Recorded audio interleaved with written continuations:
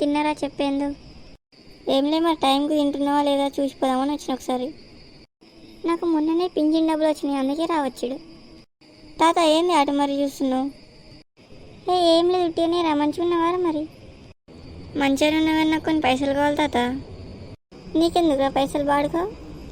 నాకు అర్జెంట్ ఉన్నాయి తాత, మళ్ళీ నీకు మళ్ళీ వచ్చే నెలలు ఇచ్చేస్తా. సరే ఎన్ని కావాలి? నా పింఛన్ పైసలకి ఎసరు పెడతావు కానీ నాకు తెలుసు. ఎక్కువ వద్దు తాత, ఒక 3000 కావాలి అంతే.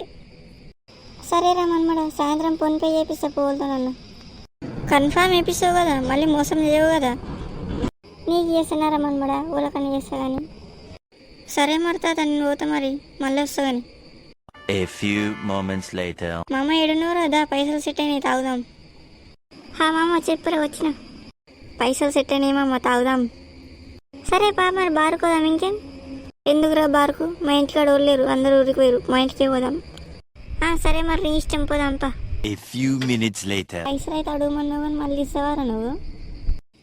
ఆడవుడు నీకెందుకు వచ్చింది మచ్చా, నాకు రాంది. ఏం లేదు, ఇస్తావా లేదా అని మరొక చిన్న క్లారిటీ కోసం. అంటే నా మీద నమ్మకం లేదారా? అది కాదు మచ్చా. సరే అయితే, నమ్మకం లేని చోట నేనుండను, నా ఫ్రెండ్షిప్ ఉండదు. పోతున్నా, బాయ్.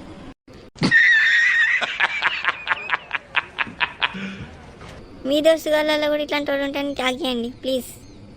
ఎవరైనా కొత్తగా వస్తే మా ఛానల్ని సబ్స్క్రైబ్ చేసుకోండి.